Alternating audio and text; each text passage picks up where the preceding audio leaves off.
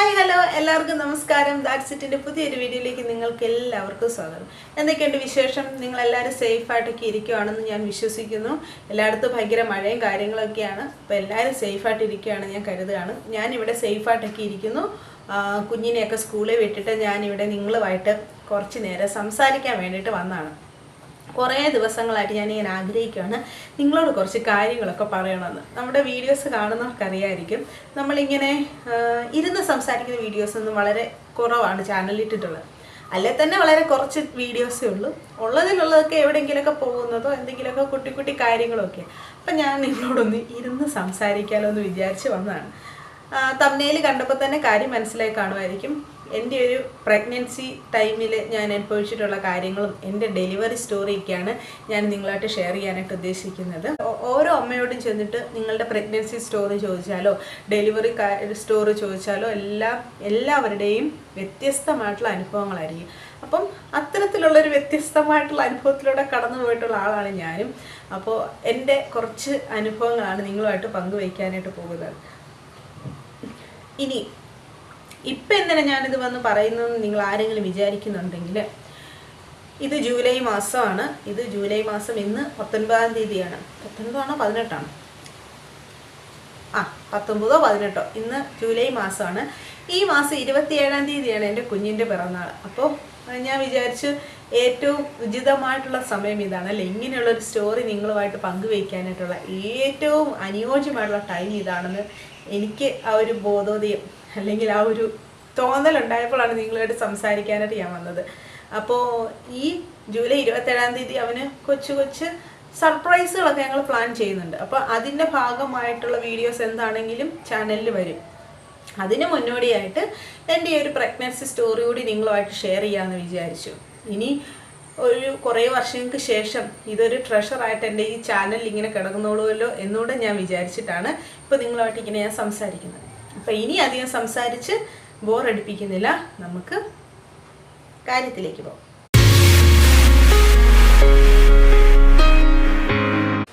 ഇതൊരു 4 വർഷം മുമ്പ് നടന്ന കാര്യങ്ങളാണ് കേട്ടോ. കൃത്യമായിട്ട് പറഞ്ഞാൽ 2019-20 കാലഘട്ടത്തിൽ ആ ഒരു സമയത്താണ് എൻ്റെ ഡെലിവറിയും അല്ലെ എൻ്റെ പ്രഗ്നൻസി പീരീഡും ഡെലിവറിയും ഒക്കെ നടക്കുന്നത്. എൻ്റെ കല്യാണം കഴിയുന്നത് 2018-ലാണ്. 2018 ഏപ്രിൽ 14-ാം തീയതി ഒരു വിഷുവിൻ്റെ തലേ ദിവസമായിരുന്നു ഞങ്ങളുടെ കല്യാണം കഴിയുന്ന സമയത്ത് അച്ചാച്ചൻ ഡൽഹിയിലായിരുന്നു ജോലി. ആ സമയത്ത് ഞാൻ BEdന് പഠിച്ചുകൊണ്ടിരിക്കുകയായിരുന്നു. അപ്പോൾ BEd പഠിത്തമൊക്കെ കഴിഞ്ഞു. ഒരു എക്സാം എന്തോ ബാക്കിയുള്ളപ്പോഴായിരുന്നു എൻ്റെ കല്യാണം. പിന്നെ എക്സാം എല്ലാം കഴിഞ്ഞ് അച്ചാച്ചൻ്റെ പിന്നാലെ പെട്ടിയും കിടക്കിയെടുത്ത് ഞാൻ നേരെ ഡൽഹിക്ക് വിട്ടു. അപ്പോൾ എൻ്റെ വീഡിയോസൊക്കെ കണ്ടുകൊണ്ടിരിക്കുന്ന ആൾക്കാരാണെങ്കിൽ നിങ്ങൾക്ക് അറിയാമായിരിക്കും, ആദ്യ കാലത്ത് ഞാൻ ഇട്ടിട്ടുള്ള ആദ്യത്തെ 1-2 വീഡിയോസൊക്കെ ഡൽഹി ബേസ് ചെയ്തിട്ടുള്ള വീഡിയോസാണ്. അപ്പോൾ ഞാൻ കുറച്ച് നാൾ പിന്നെ അച്ചാച്ചൻ്റെ കൂടെ ഞങ്ങൾ ഡൽഹിയിലായിരുന്നു. ആ സമയത്ത് ഞങ്ങൾ എടുത്തൊരു ഡിസിഷൻ, അതായത് കല്യാണം കഴിഞ്ഞ് ഞങ്ങൾ ആദ്യമായിട്ട് എടുക്കുന്നൊരു തീരുമാനം എന്ന് പറയുന്നത് 1 വർഷം കഴിഞ്ഞിട്ട് മതി കുഞ്ഞെന്നുള്ളതായിരുന്നു. ഞങ്ങൾ ആ തീരുമാനത്തിൽ തന്നെ ഉറച്ചു നിന്നു.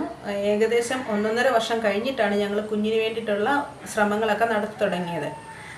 അങ്ങനെ ഒരു ഡിസിഷൻ, ഇനി നമുക്കൊരു കുഞ്ഞാവാം എന്നുള്ളൊരു ഡിസിഷൻ ഞങ്ങൾ എടുത്തപ്പോഴേക്കും അവിടെ വില്ലനായിട്ട് വേറെ ഒരാൾ വന്നു. അതാണ് നമ്മുടെ PCOD അല്ലേ. മിക്ക കുടുംബജീവിതങ്ങളിലും വില്ലനായിട്ട് നിൽക്കുന്ന ഒരാളാണ് ഈ PCOD എന്ന് പറയുന്നത്. മിക്കവരുടെയും ദുഃഖത്തിന് അല്ലെ സങ്കടങ്ങൾക്കൊക്കെ കാരണമാണ് ഈ PCOD. എന്ത് ചെയ്യാം, എനിക്കും അങ്ങനെ PCODയുടെ ആ ഒരു അനുഭവം ഉണ്ടായിട്ടുണ്ട്. എങ്കിലും വലിയ കാര്യമായിട്ടൊന്നും ഉണ്ടായിരുന്നില്ല. എനിക്ക് പീരിയഡ്സിൻ്റെ സമയത്ത് ഭയങ്കര വയറുവേദനയായിരുന്നു. എനിക്ക് സഹിക്കാൻ പറ്റാത്ത വയറുവേദനയായിരുന്നു. അപ്പോൾ അതിങ്ങനെ 2-3 മാസങ്ങളായിട്ട് എനിക്കിതിങ്ങനെ സഹിക്കാൻ പറ്റാത്ത വയറുവേദന ആയി കഴിഞ്ഞപ്പോഴേക്കും എനിക്ക് എങ്ങനെയെങ്കിലും ഒന്ന് പ്രഗ്നൻ്റ് ആയാൽ മതിയെന്നായി. അപ്പോൾ അതാകുമ്പോൾ ഒരു 7-8 മാസത്തേക്ക് അല്ല 9 മാസത്തേക്ക് ഈ ഒരു വയറുവേദന സഹിക്കണ്ടല്ലോ. അതിന് വേണ്ടിയിട്ട് എനിക്ക് എങ്ങനെയെങ്കിലും ഒന്ന് പ്രഗ്നൻ്റ് ആയാൽ മതി എന്ന് ഉള്ള ചിന്തയായി. പിന്നെ എല്ലാ മാസവും ഇങ്ങനെ പീരിയഡ്സ് ഡിലേ ആവും. കൃത്യ ഡേറ്റിൽ തന്നെ പീരിയഡ്സ് ആവുന്നില്ല. 2-3 ദിവസം ചിലപ്പോൾ മുന്നോട്ട് പോകും, ചിലപ്പോൾ ഒരാഴ്ചയൊക്കെ മുന്നോട്ട് പോകും. അപ്പോൾ പിന്നെ ഇങ്ങനെ നമുക്കിങ്ങനെ എക്സൈറ്റ്മെൻറ്റ്. അപ്പോൾ 2 ദിവസം ഡേറ്റ് കഴിഞ്ഞിട്ട് 2 ദിവസം കഴിഞ്ഞിട്ട് പീരിയഡ്സ് ആയില്ലെങ്കിൽ പ്രഗ്നൻ്റ് ആയിരിക്കും, ഞാൻ പ്രഗ്നൻ്റ് ആണ് ഇങ്ങനെ വിചാരിച്ചെങ്ങ് നടക്കും. പ്രഗ്നൻ്റ് ആണ് ടെസ്റ്റ് ചെയ്യാനായിട്ട് പോകും. ടെസ്റ്റ് ചെയ്ത് കഴിയുമ്പം നമ്മുടെ പ്രഗ്നൻസി കാർഡ് വാങ്ങിച്ച് ടെസ്റ്റ് ചെയ്യും, അപ്പം നെഗറ്റീവ് ആയിരിക്കും. എങ്കിലും ഒരു ഹോപ്പ് ഇങ്ങനെ കിടക്കും. എന്നിട്ടും പീരിയഡ്സ് ആയില്ലെങ്കിൽ ഇല്ല പ്രഗ്നൻ്റ് ആയിരിക്കും, 2 ദിവസം കഴിഞ്ഞിട്ട് നോക്കാം. പിന്നെ യൂട്യൂബിലുള്ള വീഡിയോസ് എല്ലാം നോക്കുക. ഇങ്ങനെ ഓരോരോ വീഡിയോസ് എങ്ങനെയാണ് പ്രഗ്നൻ്റ് ആകുന്നത്, എങ്ങനെയാണ് അറിയാനായിട്ട് പറ്റുന്നത്, പീരിയഡ്സ് 2 ദിവസം ഡിലേ ആയാൽ എങ്ങനെ പ്രഗ്നൻസി തിരിച്ചറിയാൻ പറ്റും, ഇങ്ങനെയുള്ള വീഡിയോസൊക്കെ കാണുക. ഓരോ ഡോക്ടർമാരുടെ വീഡിയോസിൻ്റെ ഒക്കെ താഴെ പോയി കമൻസ് വായിക്കുക. ആർക്കെങ്കിലും ഇങ്ങനെ ഉണ്ടോ, അല്ലെങ്കിൽ ആരെങ്കിലും ഇങ്ങനെ കമൻസ് വല്ലിട്ടിട്ടുണ്ടോ എന്ന് കമൻസ് വായിക്കുക. ഇങ്ങനെയുള്ള കാര്യങ്ങളൊക്കെ ആയിരുന്നു എൻ്റെ തലയിൽ. അപ്പോൾ ഈ പ്രധാനമായിട്ടും ഞങ്ങൾ ചെയ്യുന്ന കാര്യം എന്ന് പറഞ്ഞാൽ ഈ വീഡിയോസൊക്കെ കണ്ടിട്ട് ഞാൻ ഇങ്ങനെ വീട്ടിൽ ചെയ്തിട്ട് ചെയ്യും. 1-2 വീഡിയോസ് ഉണ്ടല്ലോ, വീട്ടിൽ തന്നെ നമുക്ക് ടെസ്റ്റ് ചെയ്യാം. ഈ പ്രഗ്നൻസി കാർഡ് വാങ്ങിച്ച് നമ്മളത് നോക്കുമ്പം അതിനകത്ത് ഏർലി മോർണിംഗിൽ നമ്മൾ ആദ്യം പാസ് ചെയ്യുന്ന യൂറിൻ എന്തോ ആണല്ലോ നമ്മൾ അതിനകത്ത് വെച്ച് ടെസ്റ്റ് ചെയ്യുന്നത്. അപ്പോൾ അങ്ങനെ അതും കഴിഞ്ഞ് പിന്നെയും പകൽ വീട്ടിലിരിക്കുമ്പോഴേക്കും പിന്നെയും ഞാനിരുന്ന് ചില വീഡിയോസൊക്കെ ഞാൻ കണ്ടിട്ടുണ്ട്. ഇത് ഉപ്പ് വെള്ളത്തിൽ യൂറിൻ ഒഴിച്ച് നോക്കി കളർ വ്യത്യാസം വരും, എനിക്ക് പ്രഗ്നൻ്റ് ആണെന്നോ, പിന്നെന്താ പേസ്റ്റിൽ യൂറിൻ ഒഴിച്ച്, അങ്ങനെ എന്തൊക്കെയൊക്കെ ഞാൻ ഓർക്കുന്നില്ല. അതൊക്കെ ഞാൻ ചെയ്ത് നോക്കിയിട്ടുണ്ട്. ഞാൻ പ്രഗ്നൻ്റ് ആകാനായിട്ട് അത്ര ഞാൻ ആഗ്രഹിച്ച്, കാരണം എനിക്ക് അത്രയ്ക്ക് വയറുവേദനയായിരുന്നു. അപ്പോൾ ഞാൻ അങ്ങനെ പകൽ മുഴുവൻ ഞാൻ വീട്ടിലിരിക്കും. ബജാജ് രാവിലെ ഡ്യൂട്ടിക്ക് പോയി കഴിഞ്ഞാൽ ഞാനിരുന്ന് ഇങ്ങനത്തെ പരിപാടികളൊക്കെയാണ് വീട്ടിൽ ചെയ്ത്. പക്ഷേ അതൊന്നും അപ്പോഴൊക്കെ എൻ്റെ റിസൾട്ട് എന്ന് പറയുന്നത് നെഗറ്റീവായിരിക്കും. അങ്ങനെ കുറേ മാസം കഴിഞ്ഞിട്ട് എനിക്ക് വയറുവേദന എനിക്ക് സഹിക്കാൻ പറ്റാതെ വന്നപ്പോൾ ഞങ്ങൾ ഡോക്ടറിൻ്റെ അടുത്ത് പോയിട്ട് ഗൈനക്കോളജിസ്റ്റിനെ പോയി കണ്ടു. ഭയങ്കര വയറുവേദനയാണ്, പിന്നെ ഇതുപോലെ ഞങ്ങൾ പ്രഗ്നൻസിക്ക് വേണ്ടി ശ്രമിക്കുന്നുണ്ട്, പക്ഷേ ഇതുവരെ ഞാൻ പ്രഗ്നൻ്റ് ആകുന്നില്ല, ഇങ്ങനെയുള്ള കാര്യങ്ങളൊക്കെ ഞങ്ങൾ അവിടെ ഡോക്ടറിനോട് പറഞ്ഞു. ഇത് സ്കാനിങ്ങുകളൊക്കെ നടത്തി അങ്ങനെ എനിക്ക് ഈ PCOD ഉണ്ടെന്ന് കൺഫേം ചെയ്തു. അപ്പോൾ എന്നോട് പറഞ്ഞു 2 മാസം മെഡിസിൻ കഴിക്കണം, പിന്നെ എക്സസൈസ് വർക്കൗട്ടൊക്കെ ചെയ്ത് കഴിഞ്ഞാൽ ഇത് നോർമൽ ആവുന്നതേ ഉള്ളൂ, വലിയ പേടിക്കാനായിട്ടുള്ള അത്ര സ്റ്റേജിലോട്ടൊന്നും ആയിട്ടില്ലെന്ന് പറഞ്ഞു. പിന്നെ അങ്ങനെ 2 മാസം ഈ ഡോക്ടർ തന്ന മരുന്നൊക്കെ കഴിച്ചു, കുറച്ച് എക്സസൈസുകളും ചെയ്യാൻ തുടങ്ങി. ഞാൻ ഈ കോളേജിൽ പഠിക്കുന്ന സമയത്ത് മാർഗംകളി പഠിച്ചിട്ടുണ്ട്. എൻ്റെ ഫ്രണ്ട്സ് ആരെങ്കിലും എന്നോട് വിളിച്ചിട്ട് അവർക്ക് PCOD ഉണ്ടെടി, ഞാൻ പ്രഗ്നൻ്റ് ആകുന്നില്ല, ഇങ്ങനെ ആരെങ്കിലും എന്നോട് പറയാൻ ആദ്യം പറയുന്നത് പണ്ട് പഠിച്ച മാർഗംകളി ഒന്ന് കളിച്ചു നോക്കുമെന്നാണ്. കാരണം അതായിരുന്നു ഞാൻ ചെയ്യുന്നത്. രാവിലെ എക്സസൈസ് എന്ന് പറയുന്നത് എൻ്റെ മാർഗംകളിയായിരുന്നു കേട്ടോ. ഭയങ്കരമായിട്ട് നമ്മുടെ ശരീരം നന്നായിട്ട് ഇളകുന്നൊരു കളിയാണല്ലോ ഈ മാർഗംകളി എന്ന് പറയുന്നത്. അപ്പോൾ അത് നമുക്ക് ഭയങ്കരമായിട്ട് ഒരു എക്സസൈസിന് തുല്യമായിരുന്നു എനിക്ക് മാർഗംകളി എന്ന് പറയുന്നത്. അങ്ങനെ ഞാൻ എക്സസൈസുകളൊക്കെ ചെയ്യാൻ തുടങ്ങി. ഇതുപോലെ മാർഗംകളിയുടെ കുറച്ച് സ്റ്റെപ്പുകളൊക്കെ ചെയ്യാനൊക്കെ തുടങ്ങി. അങ്ങനെയൊക്കെ ചെയ്ത് ഞാനിങ്ങനെ ഓരോ ദിവസവും ഞങ്ങളിങ്ങനെ മുന്നോട്ട് പോയിക്കൊണ്ടിരുന്നു. പിന്നെ ഞങ്ങളിങ്ങനെ ഓരോ മാസം ഇങ്ങനെ വെയിറ്റ് ചെയ്യും, പ്രഗ്നൻ്റ് ആണോ എന്ന്. അപ്പോഴൊക്കെ ഇങ്ങനെ ലേറ്റ് ആയിട്ടാണെങ്കിലും എനിക്ക് പീരിയഡ്സ് ആയിക്കൊണ്ടിരുന്നു. അങ്ങനെ കുറേ 2-3 മാസം കഴിഞ്ഞപ്പോഴേക്കും ഞങ്ങൾ പിന്നെ അത് നോക്കാനേ പോകാതായി. പ്രഗ്നൻ്റ് ആയിരിക്കത്തില്ല, പീരിയഡ്സ് കറക്റ്റ് ടൈമിൽ വന്നില്ലെങ്കിലും ലേറ്റ് ആയിട്ടാണെങ്കിലും എനിക്ക് പീരിയഡ്സ് ആകും എന്നുള്ളൊരു ചിന്തയായി. അങ്ങനെ ഇരിക്കുമ്പം 2 മാസം എനിക്ക് പീരിയഡ്സ് ഡിലേ വന്നെന്ന് വെച്ചാൽ 2 മാസം എനിക്ക് പീരിയഡ്സ് ആയില്ല. പീരിയഡ്സ് ആവാതിരുന്നപ്പോഴും ഞങ്ങൾ ടെസ്റ്റ് ഒന്നും ചെയ്യാൻ പോയില്ല, കാരണം ഞങ്ങൾ അത്രയും ചിന്തിച്ചില്ല. പ്രഗ്നൻ്റ് ആയിരിക്കത്തില്ല, എനിക്ക് PCOD ഉണ്ടെന്ന് ഡോക്ടർ പറഞ്ഞല്ലോ, അപ്പോൾ എന്നാണെങ്കിലും പ്രഗ്നൻ്റ് ആവാൻ ഇനിയും ടൈമൊക്കെ എടുക്കും. അതുകൊണ്ട് ഞങ്ങൾ അതിനെപ്പറ്റിയും ചിന്തിച്ചില്ല. അതിൻ്റെ ഭാഗമായിട്ട് ചിലപ്പോൾ എനിക്ക് പീരിയഡ്സ് ആവാത്തതായിരിക്കും എന്ന് ചിന്തിച്ചങ്ങിരുന്നു. അങ്ങനെ ഇരിക്കുമ്പോൾ ഞങ്ങൾക്കൊരു ഹൗസ് വാമിങ് വന്നു. ഞങ്ങളുടെ പള്ളിയിലെ ഒരു അങ്കിളിനൊക്കെ ഒരു വീട് വാങ്ങിച്ചു. അപ്പോൾ അതിൽ ഹൗസ് വാമിങ് ഞങ്ങളെ വിളിച്ചു. വൈകിട്ടായിരുന്നു അവിടുത്തെ ഫംഗ്ഷൻ. അപ്പം ഞങ്ങൾ പള്ളിയിലൊക്കെ കുറേ ആളുകളുണ്ട്, നമുക്കറിയാവുന്ന കുറേ ആളുകളുണ്ട്. ഞങ്ങൾ അവിടെ ചെന്നു. ഇപ്പം വിൻ്റർ സമയം, ഡൽഹിയിൽ വിൻ്റർ സമയമായിരുന്നു. ഇപ്പം ഞങ്ങൾ അവിടെ ചെന്നു. ഫുഡും കാര്യങ്ങളൊക്കെ ഉണ്ടായിരുന്നു. നോർത്ത് ഇന്ത്യൻ ഫുഡും സൗത്ത് ഇന്ത്യൻ ഫുഡും എല്ലാ തരത്തിലുള്ള ഫുഡും ഉണ്ടായിരുന്നു. പക്ഷേ എനിക്കൊന്നും അങ്ങോട്ട് കഴിക്കാൻ തോന്നുന്നില്ല. ഇതിൻ്റെയൊക്കെ സ്മെല്ലടിച്ചിട്ട് എനിക്ക് എന്തോ ഒരു ഛർദ്ദിക്കാൻ വരുന്ന പോലെയൊക്കെ എനിക്കങ്ങ് തോന്നുക. അപ്പോൾ സാധാരണ ഫുഡെന്ന് പറഞ്ഞാൽ ഞാനിങ്ങനെ വിട്ടു കൊടുക്കുന്ന ആളല്ല, നന്നായിട്ട് ഭക്ഷണം കഴിക്കുന്ന ആളാണ് ഞാൻ. അത് പ്രത്യേകിച്ച് ഇങ്ങനെയൊക്കെയുള്ള ഫംഗ്ഷനുകളിൽ ചെന്നാൽ അവിടെ കിട്ടുന്ന എല്ലാ കാര്യങ്ങളും ഞാൻ ടേസ്റ്റ് ചെയ്ത് നോക്കാറുള്ള ആളാണ്. പക്ഷെ ഇവിടെ എനിക്കൊന്നും അങ്ങോട്ട് കഴിക്കാൻ തോന്നുന്നില്ല. പിന്നെ അവിടെ എന്തൊക്കെയൊക്കെ കുറച്ച് ഫ്രൈഡ് റൈസും കാര്യങ്ങളൊക്കെ ഞാൻ എടുത്ത് കഴിച്ചു. അങ്ങനെ കഴിപ്പൊക്കെ കഴിഞ്ഞിട്ട് ഞങ്ങൾ അവിടെ ഇങ്ങനെ റെസ്റ്റ് ചെയ്തുകൊണ്ടിരിക്കുന്ന സമയത്തും ഞങ്ങളുടെ പള്ളിയിൽ അച്ഛൻ്റെ ഭാര്യയുണ്ട്, കൊച്ചമ്മ വന്നിട്ട് എന്നോട് ചോദിച്ചു, എന്തു പറ്റി, വിശേഷമൊക്കെ ആയിട്ടിരിക്കുമല്ലേ എന്ന് ചോദിച്ചു. അപ്പോൾ ഞാൻ തന്നെ ഇവിടെ അല്ല, ആര് പറഞ്ഞു ഇങ്ങനെയൊക്കെ, എനിക്കൊരു വിശേഷമില്ല, ഞാനിവിടെ സുഖമായിട്ടൊക്കെ ഇരിക്കും, വേറെ കുഴപ്പങ്ങളൊന്നും ഇല്ലെന്ന്. അപ്പോൾ ആ പുള്ളിക്കാരനോടാണോ ഈ ഭയങ്കര ക്ഷീണം. അപ്പോൾ ഞാനൊട്ടും വിശേഷമൊക്കെ ആയിട്ട് ഇരിക്കുമായിരിക്കും. പിന്നെ ഇത് പറഞ്ഞു കഴിഞ്ഞപ്പോൾ തൊട്ട് എനിക്കൊരു ടെൻഷൻ, എനിക്കിനി വല്ല ഞാൻ പ്രഗ്നൻ്റ് വല്ലതും ആയിട്ടുണ്ടോ, അതായത് 2 മാസമായില്ലേ എനിക്ക് പീരിയഡ്സ് ആയിട്ട്. അപ്പോൾ എനിക്ക് ഭയങ്കര ടെൻഷൻ. അപ്പം ഞങ്ങൾ അവിടെ നിന്ന് ഫംഗ്ഷനൊക്കെ കഴിഞ്ഞ് വീട്ടിലോട്ട് വരുന്ന വഴിക്ക് ഞാൻ അച്ചാച്ചനോട് പറഞ്ഞു, ഇങ്ങനെ കൊച്ചമ്മ എന്നോട് ഇങ്ങനെ ചോദിച്ചു, പ്രഗ്നൻ്റ് ആണല്ലേ, എന്തുണ്ട് എന്നൊക്കെ ഇങ്ങനെ എന്നോട് ചോദിച്ചത്. അപ്പം ഞാൻ നമുക്കൊന്ന് ടെസ്റ്റ് ചെയ്ത് നോക്കിയാൽ ഇനിയാണോ, ഇനി എങ്ങാനും ബിരിയാണി കിട്ടിയാലും അങ്ങനെ വിചാരിച്ചു. അപ്പം ഞങ്ങൾ ഇനി നമുക്ക് ടെസ്റ്റ് ചെയ്യാമെന്നുള്ള തീരുമാനത്തിൽ ഞങ്ങളൊരു മെഡിക്കൽ സ്റ്റോറിൻ്റെ മുമ്പിൽ വന്ന് വണ്ടി നിർത്തി. എന്നിട്ട് ഞങ്ങൾക്ക് പോയി മേടിച്ചാൽ നെഗറ്റീവ് ആയിരിക്കും, വെറുതെ എന്തിനാ കാർഡ് മേടിക്കണം വേണ്ടേ. അങ്ങനെ ഒരു 5 മിനിറ്റ് ഞങ്ങൾ അവിടെ തന്നെ നിന്ന് ഡിസ്കസ് ചെയ്തു, മേടിക്കണോ വേണ്ടേ. കുറച്ചിപ്പം പിന്നെ എന്തായാലും മേടിക്കാം, ഇത് ലാസ്റ്റാണ്, ഇനി നമ്മൾ മേടിക്കുന്നില്ല, ഇതെന്തായാലും മേടിക്കാമെന്ന് പറഞ്ഞുകൊണ്ട് ഞങ്ങൾ പോയി ഒരു കാർഡ് വാങ്ങിച്ച് വീട്ടിൽ കൊണ്ടുവന്നു. പിറ്റേ ദിവസം രാവിലെ തന്നെ ഞാൻ എഴുന്നേറ്റ്, ഇതിങ്ങനെ ഓർമ്മയിലുണ്ടല്ലോ, അപ്പോൾ ഉറങ്ങിയോന്ന് പോലും എനിക്കറിയത്തില്ല. പിറ്റേ ദിവസം രാവിലെ തന്നെ ഞാൻ എണീറ്റ് ബാത്റൂമിൽ പോയിട്ട് ഈ കാർഡ് ടെസ്റ്റ് ചെയ്ത് നോക്കിയപ്പോഴത്തേക്ക് ദാണ്ടടാ 2 വരാം. അപ്പം ഞാൻ ശരിക്കും എന്നെ തന്നെയാണ്, എനിക്കങ്ങ് ഭയങ്കര അത്ഭുതമായിപ്പോയി, ഇതെന്തോ സംഭവിച്ചേ. PCOD ഒക്കെ ഉണ്ടെന്നൊക്കെ ഡോക്ടർ പറഞ്ഞായിരുന്നില്ല. അപ്പം നമ്മളൊട്ട് അൺഎക്സ്പെക്റ്റഡ് ആണ്, പ്രതീക്ഷിച്ചിട്ടേ ഇല്ല. ഭയങ്കരമായിട്ടുള്ള സന്തോഷമായി. ഞാൻ ഓടി അച്ചാച്ചനെ കൊണ്ടുവന്ന് കാണിച്ചു, അച്ചാച്ചൻ ഇങ്ങനത്തെ 2 വരെയുണ്ട്, ഇത് പ്രഗ്നൻ്റ് ആണെന്നാണ് തോന്നുന്നത്. അന്നേരം ഞങ്ങൾ ആരോടും പറയുന്നില്ല, ഞങ്ങൾ 2 പേർക്കും ഞങ്ങൾ ഭയങ്കര സന്തോഷമായി. എങ്കിലും സാരമില്ല, നമുക്ക് പോയിട്ട് ലാബിൽ പോയിട്ടൊന്ന് ടെസ്റ്റ് ചെയ്ത് നോക്കാം, അപ്പോൾ എങ്ങനെയാണ് അതുകൂടെ കഴിഞ്ഞിട്ട് നമുക്ക് വീട്ടിലൊക്കെ അറിയിച്ചാൽ മതി, ഇപ്പം നമുക്ക് ആരോടും പറയണ്ടെന്ന് പറഞ്ഞു. ഞങ്ങൾ അപ്പം തന്നെ ഒരുങ്ങി വഴിയിൽ വന്നു. അവിടെ അടുത്ത് തന്നെയുള്ള ലാബുണ്ട്, ലാബിൽ പോയിട്ട് ഞങ്ങൾ ടെസ്റ്റ് ചെയ്യാനായിട്ടൊക്കെ കൊടുത്തു. പക്ഷെ അതിൻ്റെ റിസൾട്ട് രാത്രിയേ കിട്ടത്തുള്ളൂ. വൈകിട്ട് അച്ചാച്ചൻ ഡ്യൂട്ടിക്കൊക്കെ പോയിട്ട് വരുമ്പോൾ അതിൻ്റെ റിസൾട്ട് വാങ്ങിച്ചുകൊണ്ട് വരത്തുള്ളൂ. ഞാനിങ്ങനെ ഇരുന്ന് പ്രാർത്ഥിക്കുക, ദൈവമേ ഞാൻ പ്രഗ്നൻ്റ് ആയിരിക്കണേ. കാരണം കുറേ നാൾ കൂടിയിട്ടാണ് ആ ഒരു കാർഡിനകത്ത് 2 ലൈൻ കാണുന്നത്. അപ്പം ഞങ്ങളിങ്ങനെ ഭയങ്കര എക്സൈറ്റഡ് ആയിട്ടൊക്കെ ഇരിക്കുക. വൈകുന്നേരം ഒരു 8 മണിയൊക്കെ ആയപ്പോഴേക്കും 7:30 കഴിയുമ്പോൾ അച്ചാച്ചൻ വരും. 7:30 ആയപ്പോഴത്തേക്കും ഞാൻ വെയിറ്റ് ചെയ്തിരുന്നു. അപ്പം താഴെ വണ്ടിയുടെ സൗണ്ട് കേട്ടപ്പോഴേ ഞാൻ ഓടി ബാൽക്കണി വന്ന് നോക്കി, അച്ചാച്ചൻ വന്നു.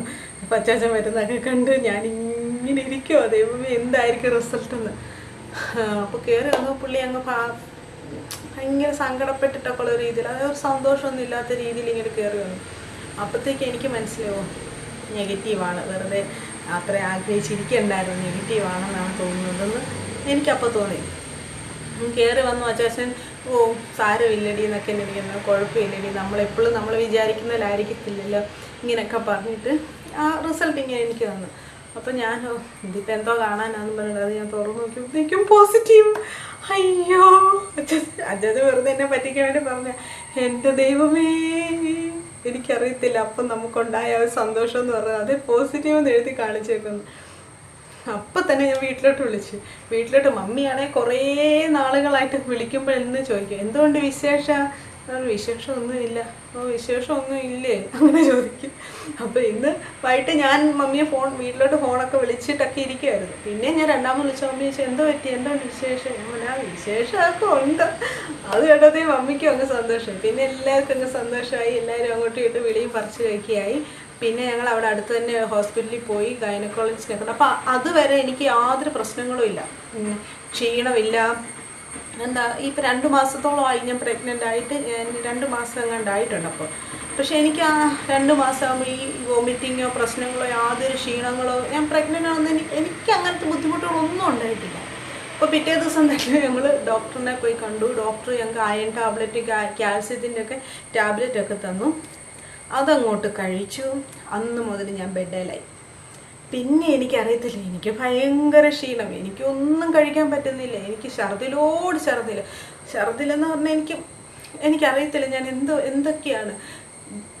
ഈ അയണിൻ്റെ ആണോ കാൽസ്യത്തിൻ്റെ ആണോ ടാബ്ലറ്റ് കഴിച്ച് കഴിയുമ്പോഴത്തേക്കും ഞാൻ ഛർദിക്കുന്ന കറുത്തൊക്കെ കളറിലൊക്കെ ഛർദിക്കുമോ, എനിക്കൊട്ടും പറ്റുന്നില്ല. ഈ ടാബ്ലറ്റ് അങ്ങോട്ട് തൊണ്ടേന്ന് അങ്ങോട്ട് ഇറങ്ങുമ്പോഴുള്ള ചൊവ, ഒരാഹാരം കഴിക്കത്തില്ല. പിന്നെ ചോറ് വേകുന്ന മണം അടിച്ചു കഴിഞ്ഞാൽ ഛർദിക്കുന്നു. ഒരു കറിയും എനിക്ക് പറ്റത്തില്ല. ചപ്പാത്തി എന്തിൻ്റെ സ്മെല്ലടിച്ചാലും എന്നെ ഛർദിക്കും. പക്ഷേ എനിക്കാണെങ്കിൽ നല്ലതായിട്ട് ആഹാരം കഴിക്കണം, എനിക്ക് ഇറച്ചി വേണം, എനിക്ക് മീൻ വേണം, എനിക്ക് എല്ലും കപ്പയും വേണം, കപ്പ ബിരിയാണി വേണം. നമ്മുടെ കോട്ടയംകാരുടെ സ്പെഷ്യലാണ് കപ്പ ബിരിയാണി വേണം, പോത്ത് ബീഫ് ഫ്രൈ വേണം. അങ്ങനെയൊക്കെ ഭയങ്കര ആഗ്രഹങ്ങൾ. അതായത് ഭയങ്കര എരിവുള്ള കാര്യങ്ങൾ കഴിക്കണം, ഇതാണ് എൻ്റെ ആഗ്രഹം. പക്ഷേ എരിവ് കഴിച്ചു കഴിഞ്ഞാൽ ഛർദിൽ തുടങ്ങും, അപ്പം തന്നെ ഛർദിൽ തുടങ്ങും. പിന്നെ എനിക്കങ്ങോട്ട് ഛർദിൽ ഒരു 5 മാസം ഞാൻ ഛർദിച്ചു. വെള്ളം പോലും കുടിക്കാൻ പറ്റാത്ത അവസ്ഥ, അതുപോലെ ഞാൻ ഛർദിച്ചു. കഷ്ടമാണ്. അച്ചാച്ചന് അതുപോലെ, അച്ചാച്ചന് ഞാൻ എന്ന് നന്ദിയോടെ ഓർക്കും. അതുപോലെ എന്നെ കെയർ ചെയ്ത് കേട്ടോ. ഒരാഹാരം എനിക്ക് കഴിക്കത്തില്ല, ഒന്നും എനിക്ക് കഴിക്കത്തില്ല. എന്ത് കഴിച്ചാലും ഞാൻ ഛർദ്ദിക്കും. ഓട്സ് കഴിക്കും, ഛർദ്ദിക്കും. ചോറ് കഴിക്കും, ഛർദ്ദിക്കും. ചപ്പാത്തി കഴിക്കും, ഛർദ്ദിക്കും. ഏത്തക്ക കഴിക്കും, ഛർദ്ദിക്കും. അപ്പോൾ എൻ്റെ ഒരു ചേച്ചിയുണ്ട്, ചേച്ചി എന്നെ എപ്പോഴും വിളിക്കും. ചേച്ചി എന്നോട് പറയും, നീ ഒന്നും കഴിച്ചില്ല, നീ ആ ഏത്തക്ക കഴിച്ചോ, ഏത്തക്ക അങ്ങ് കഴിച്ചോ, നീ വേറെ ഒന്നും കഴിക്കണ്ട, ഛർദ്ദിച്ചോട്ടെ, നീ അങ്ങ് കഴിക്കുക, ഇങ്ങനെയൊക്കെ പറയും എന്നോട്. അപ്പോൾ അതൊക്കെ കേട്ടിട്ട് ഞാനങ്ങ് കഴിക്കും. ചിലപ്പോൾ എനിക്ക് ചോറും മുളക് പൊട്ടിച്ചതില്ലേ, ഈ ഉള്ളി അരിഞ്ഞിട്ടിട്ട് മുളക് പൊടി ചാലിച്ചിട്ട്, നമ്മളിങ്ങനെ മുളക് ചാലിച്ചതെന്ന് പറയും ഞങ്ങൾ, എനിക്കത് മാത്രം മതി നിങ്ങൾ. പക്ഷെ കഴിച്ചു കഴിഞ്ഞാൽ അപ്പം തന്നെ ഛർദ്ദിക്കും. പിന്നെ മെയിൻ മറ്റൊരു കാര്യം, കരച്ചിൽ. എനിക്കറിയത്തില്ല ഞാൻ എന്തിനൊക്കെയാണ് കരഞ്ഞിട്ടുള്ളത്. ബിഗ് ബോസ് ഒക്കെ കണ്ട് ഞാനിരുന്ന് കരയുമായിരുന്നു. ബിഗ് ബോസിനകത്ത് ഈ ആര്യയുടെയും പിന്നെ ആ സമയത്ത് ബിഗ് ബോസ് സീസൺ ഏതാ, ആര്യയുടെ ഒക്കെ സീസണായിരുന്നു. ആ സീസണൊക്കെ കണ്ടിട്ട് ഈ വീണയൊക്കെ ഇങ്ങനെ അവരുടെ ലൈഫ് സ്റ്റോറി പറയുന്നതൊക്കെ കേട്ട് ഞാനിരുന്ന് കരയും. അത് കേട്ടിട്ട് ബിഗ് ബോസ് ആ എപ്പിസോഡ് കഴിഞ്ഞാലും ഞാനിരുന്ന് കരയും. വീണയുടെ ലൈഫ് സ്റ്റോറി കേട്ടിട്ട് ഞാൻ കരച്ചിൽ, ആര്യയുടെ ലൈഫ് സ്റ്റോറി കേട്ടിട്ട് ഞാൻ കരച്ചിൽ. ബിഗ് ബോസ് കണ്ടങ്ങ് കരയുക. ബിഗ് ബോസ് ഒക്കെ കണ്ട് കരയുന്ന, ഒരു സീരിയലൊക്കെ കണ്ട് കരയുന്ന അവസ്ഥയെന്ന് പറയുന്നത് നമുക്ക് മനസ്സിലാക്കാനായിട്ട് പറ്റും. ബിഗ് ബോസ് ഒക്കെ കണ്ടിട്ട് ഞാനിരുന്ന് കരയുന്ന അവസ്ഥയായിരുന്നു. അതുപോലെ കരച്ചില്ല. സന്തോഷം വന്ന എക്സ്ട്രീം സന്തോഷം, സങ്കടം വന്ന എക്സ്ട്രീം സന്തോഷം, ഭയങ്കരമായിട്ടുള്ള മൂഡ് സ്വിങ്ങുകൾ എല്ലാം എനിക്കുണ്ടായിരുന്നു. പക്ഷെ അച്ചാച്ചനെ സമ്മതിക്കണം, എന്നെ ഒരു 5 മാസം എന്നെ അവിടെ ഡൽഹി വെച്ച് വേറെ ആരും എൻ്റെ കൂടെ ഇല്ല വരാനായിട്ട്. കൊറോണയുടെ സമയമാണ്. ആ സമയത്താണ് ഡൽഹിയിൽ എയർപോർട്ടിൽ ആദ്യത്തെ കൊറോണ സ്ഥിരീകരിക്കുന്നത്. ചൈനയിൽ നിന്ന് വന്ന ആർക്കോ കൊറോണ ഉണ്ടെന്ന് പറഞ്ഞ് പിന്നെ ഐസൊലേഷൻ കാര്യങ്ങളൊക്കെ ആകുന്നതൊക്കെ. അപ്പോൾ ലോക്ക്ഡൗൺ ഒന്നും തുടങ്ങിയിട്ടില്ല. അത് കേട്ടപ്പോൾ ഞങ്ങൾക്ക് അങ്ങ് പേടിയായി. പേടിയെന്ന് പറഞ്ഞാൽ അപ്പോൾ ഇത്രയും ആ കൊറോണയുടെ ഭീകരതയൊന്നും വന്നിട്ടില്ല, നമുക്ക് ട്രാവലൊക്കെ ചെയ്യാം, ലോക്ക്ഡൗൺ ഒന്നും ആയിട്ടില്ല. 1-2 പേർക്കൊക്കെ കൊറോണ സ്ഥിരീകരിച്ചിട്ടുണ്ട്, അത്ര മാത്രമായിട്ടുള്ളായിരുന്നു. പിന്നെ ഞങ്ങൾ വെയിറ്റ് ചെയ്ത് ഒരു 3-4 മാസം ഞാൻ ഡൽഹിയിലുണ്ടായിരുന്നു. ആ സമയത്ത് വെച്ചാൽ നല്ല തണുപ്പായിരുന്നു, വിൻ്റർ സീസണായിരുന്നു. ഞാൻ പ്രഗ്നൻ്റ് ആണെന്ന് അറിയുന്നത് നവംബർ മാസമാണ്. പിന്നെ അങ്ങോട്ട് വിൻ്റർ സീസണായിരുന്നു, ജനുവരി. 3-4 മാസം ഞങ്ങൾ ഡൽഹിയിൽ നിന്ന്. ഫെബ്രുവരിയിലാണ് ഞാൻ നാട്ടിൽ വരുന്നത്. സാധാരണ ഞങ്ങൾ ഡിസംബറിൽ വരുന്നതാണ് ക്രിസ്മസിന്. അപ്പോൾ ക്രിസ്മസിൻ്റെ സമയത്തെന്ന് പറഞ്ഞാൽ ടിക്കറ്റ് കിട്ടാനായിട്ട് ഭയങ്കര പാടായിരുന്നു. ടിക്കറ്റ് എല്ലാം ഫുള്ളായിരുന്നു, ട്രെയിനിലെല്ലാം ഫുള്ളായിരുന്നുകൊണ്ട് ഞങ്ങൾക്ക് ടിക്കറ്റ് കിട്ടിയില്ല. അതുകൊണ്ട് ഞങ്ങൾ പിന്നെ ഡിസംബറിൽ വന്നില്ല. ഞങ്ങൾ പിന്നെ അത് പോസ്റ്റ്പോൺ ചെയ്ത് ഫെബ്രുവരിയിൽ അച്ചാച്ചൻ ലീവ് എടുത്തിട്ട് ഫെബ്രുവരിയിലാണ് ഞങ്ങൾ നാട്ടിൽ വരുന്നത്. ഫെബ്രുവരി നാട്ടിൽ വന്നു. നാട്ടിൽ വരുന്നത് വരെ എനിക്ക് ഛർദിലായിരുന്നു കേട്ടോ. നാട്ടിൽ വരുന്നത് വരെ എനിക്ക് നാട്ടിൽ വന്ന് ഇറങ്ങി കഴിഞ്ഞപ്പോഴത്തേക്കും എൻ്റെ ഛർദിൽ എവിടോ പോയി, പറന്നു പോയെന്നൊക്കെ പറഞ്ഞു. പിന്നെ ഛർദ്ദിച്ചിട്ടേ ഇല്ല. നാട്ടിൽ വന്നു കഴിഞ്ഞാൽ പിന്നെ എനിക്കിഷ്ടമുള്ള എല്ലാം കഴിക്കുക. എനിക്ക് അങ്ങനെ സ്മെല്ലിൻ്റെ ഒന്നും ഒരു പ്രശ്നങ്ങളും ഇല്ല. എനിക്ക് അതുവരെ അത്രയും നാളുണ്ടായിരുന്ന പ്രശ്നങ്ങളെല്ലാം എനിക്ക് നാട്ടിൽ വന്ന് കാല് കുത്തിയപ്പോഴത്തേക്കും ഞാൻ എല്ലാം നോർമലായി. നാട്ടിൽ വന്നു കഴിഞ്ഞിട്ട് ഞാൻ എൻ്റെ വീടിനടുത്തുള്ള ഹോസ്പിറ്റലിലായിരുന്നു ചെക്കപ്പിനും കാര്യങ്ങൾക്കൊക്കെ പൊയ്ക്കൊണ്ടിരുന്നത്. അപ്പോൾ അവിടെ ഡോക്ടറൊക്കെ എല്ലാം നല്ല സഹകരണമാണ്. ഡോക്ടർമാരാണെങ്കിലും സിസ്റ്റർമാരൊക്കെ ആണെങ്കിലും നമ്മളോട് ഭയങ്കര സ്നേഹത്തോടെയും കാര്യങ്ങളൊക്കെ നമുക്ക് പറഞ്ഞു തരുമായിരുന്നു. എന്ത് സംശയം ഉണ്ടെങ്കിലും എല്ലാം തൊടുന്നത് പിടിക്കുന്നതെല്ലാം അപ്പോൾ സംശയമാണ്. ഇപ്പോൾ പ്രഗ്നൻ്റ് ആയിരിക്കുന്ന ആരെങ്കിലും ഇത് കാണുന്നുണ്ടെങ്കിൽ നിങ്ങൾക്ക് മനസ്സിലാവും. എന്ത് കാര്യം വന്നാലും നമുക്ക് സംശയം. അങ്ങോട്ട് തിരിയാൻ പറ്റുമോ, ഇങ്ങോട്ട് തിരിയാൻ പറ്റുമോ, ഇങ്ങനെ നടക്കാൻ പറ്റുമോ, അങ്ങനെ നടക്കാൻ പറ്റുമോ. അപ്പോൾ എല്ലാ സംശയം, എന്ത് സംശയം എനിക്കുണ്ടായാലും ഞാനിതെല്ലാം ചെക്കപ്പിന് ചെല്ലുമ്പോൾ ഡോക്ടറോട് നേരിട്ട് ചോദിക്കാൻ. അപ്പോൾ 5-ാം മാസത്തിലായതുകൊണ്ട് തന്നെ അനോമിനി സ്കാൻ ഉണ്ട്. അനോമിനി സ്കാൻ എനിക്ക് എടുക്കുന്നത് ഈ ഹോസ്പിറ്റൽ നാട്ടിൽ വന്നിട്ടാണ് എനിക്ക് എടുക്കുന്നത്. ഇപ്പോൾ ഒരു ദിവസം 2 മണിക്കായിരുന്നു എനിക്ക് ഈ സ്കാൻ പറഞ്ഞത്. എൻ്റെ ജീവിതത്തിൽ ഒരിക്കലും മറക്കാത്തൊരു ദിവസമാണ് ഈ അനോമിനി സ്കാൻ നടന്നതെന്ന് പറയുന്നത്. അതായത് ഒരു ദിവസം എനിക്ക് 2 മണിക്കാണ് ഈ സ്കാനിന് ചെല്ലാൻ പറഞ്ഞിട്ട് ഡോക്ടർ എനിക്ക് ടൈം തന്നത്. ഞാനും എൻ്റെ അപ്പായും മമ്മിയും കൂടി ഞങ്ങൾ ഹോസ്പിറ്റലിൽ പോയി ഡോക്ടറിനെ കാണാനായിട്ട് വെയിറ്റ് ചെയ്തിരുന്നു. എനിക്ക് മാത്രമല്ല 2-3 പേർക്ക് അന്ന് സ്കാൻ പറഞ്ഞിട്ടുണ്ടായിരുന്നു. അപ്പോൾ എൻ്റെ ടേൺ ആയപ്പം ഞാൻ അവിടെ റൂമിൽ ചെന്നു, ഡോക്ടറിൻ്റെ അടുത്ത് ചെന്നു. അവിടെ എന്നെ സ്കാൻ ചെയ്യാനായിട്ട് എന്നെ അവിടെ ബെഡിൽ കിടത്തി എന്തൊക്കെയോ ഒക്കെ വെച്ചിട്ട് എൻ്റെ വയറിലൊക്കെ ഇങ്ങനെയൊക്കെ വെച്ച് എന്തൊക്കെയോ ഒക്കെ വെച്ചൊക്കെ നോക്കി. ഇപ്പോൾ സ്ക്രീനുണ്ടല്ലോ, സ്ക്രീനിൽ ഡോക്ടർ എൻ്റെ കുഞ്ഞിനെയൊക്കെ കാണുന്നുണ്ട്. അപ്പോൾ ഈ സ്കാൻ എന്ന് പറഞ്ഞാൽ ഇപ്പോൾ പ്രഗ്നൻ്റ് ആയിരിക്കുന്നവർക്കോ അല്ലെങ്കിൽ ഡെലിവറി കഴിഞ്ഞവർക്കൊക്കെ അറിയായിരിക്കും നമ്മുടെ കുഞ്ഞിന് എന്തെങ്കിലും കുഴപ്പങ്ങളുണ്ടോ, എന്തെങ്കിലും അംഗവൈകല്യം ഉണ്ടോ എന്നൊക്കെ അറിയാൻ പറ്റുന്ന ഒരു സ്കാനാണെന്നാണ് പറയപ്പെടുന്നത്.